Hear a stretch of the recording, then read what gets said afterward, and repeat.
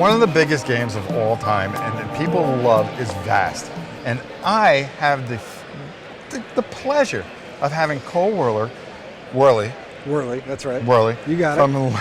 From Letter Games to show us the expansion, standalone expansion to Vast.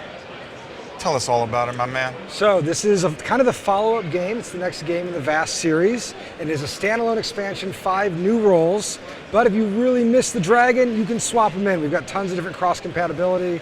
There's about 10 different scenarios that allow you to mix and match the 2 boxes in lots of different ways. So we successfully kickstarted this last year. We actually finished our campaign at Origins last year.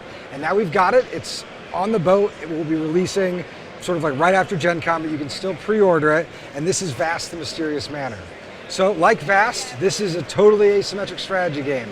Every single role has a different set of rules, different objectives, different style of play.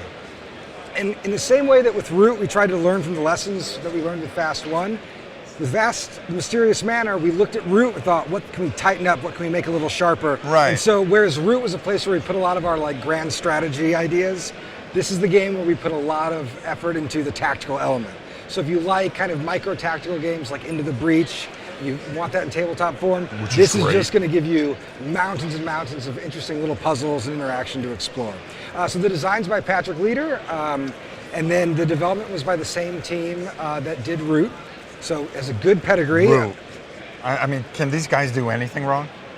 No. Well, it's easy to not do anything wrong when you've got Kyle Farron doing all of the art, again, hand-drawn art for the full game, and there is a ton of it. This game has, I think, more art than Root. As you can see, it's got a board, tons of player boards, the whole thing. Mm-hmm. All right, so I thought I'd give you a quick overview of the play. Why not? So here's the basic setup is somewhat similar to Vast. One character is the hero, the Paladin this time. Paladin's going into the manor.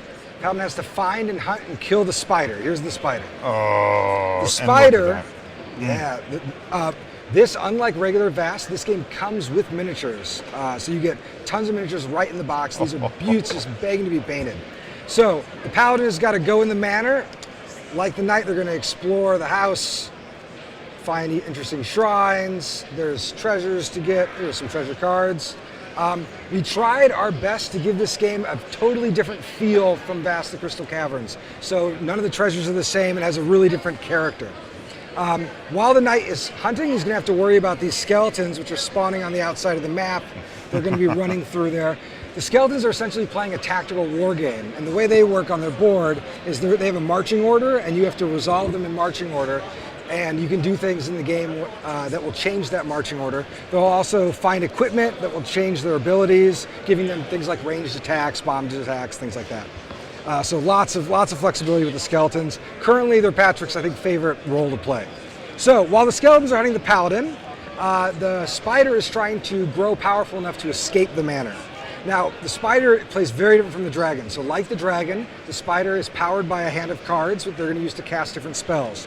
But the spider isn't just a spider. The spider could be the sorceress or could transform into little spiderlings and scatter around the map. Now, all of these different forms have their own boards that have different effects, and they're all good at different things. And one of my favorite elements of the game, this is like the kind of cleanliness we look for in the game. So the spider starts with 5 spiderlings. When the Paladin hits them, the Paladin will take a spiderling, and now the spider has 4 spiderlings left. That's the spiderling's life. And it will have to cascade down. That's technically illegal. I don't want to make the forums upset. The spiderlings will kind of cascade down like this. And then they kind of scatter, and so the Paladin has to go chase them, and they'll run around the map. Mm-hmm. The other 2 roles are the Manor, my personal favorite to play, which is a bit of a programming game, and what you're trying to do is clear parts of the map and then trace these patterns to score points and gain abilities.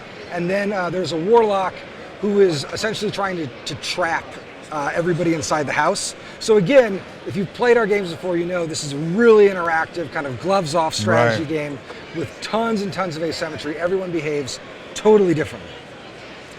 One thing that I'll mention, just because we're at Origins, we have not yet closed down pre-orders for this game. And this game retails for $75. If you back it right now, you get the expansion for free. And also, because it's not, the expansion's great because what it does, for instance, this is a wall token in the regular game, it blocks the walls. In the expansion, you're going to replace a lot of those tokens with these really awesome chunky miniatures. In addition, you get 2 new roles, a monster role called the Shadow Paladin, and another knight, the Armored Knight, who is sort of the sequel to the original Vast games, the original Vast Knight, who comes in to the manor and kind of follows up. Now, the one thing I'm going to do is tip this on its side. This is a big, thick box. And the expansion is another big thick box. And if you order them right now, you get both of them for the same price. And I think my operations director is going to kill me if he finds that I'm still hawking this deal, because it's real good. It's not good, it's glorious. You're going to want to do this. Pre-orders, and it's on the boat actually as we speak. Yeah, it's just about to get on the boat. It should be shipping in August. I mean, what more can we say? They hit it out of the park yet again. Yet again. Cole, I can't thank you enough for the time that you spent. It's my pleasure. Until next time, for Cole and myself, I'm Rob. We'll see you soon. Thank you.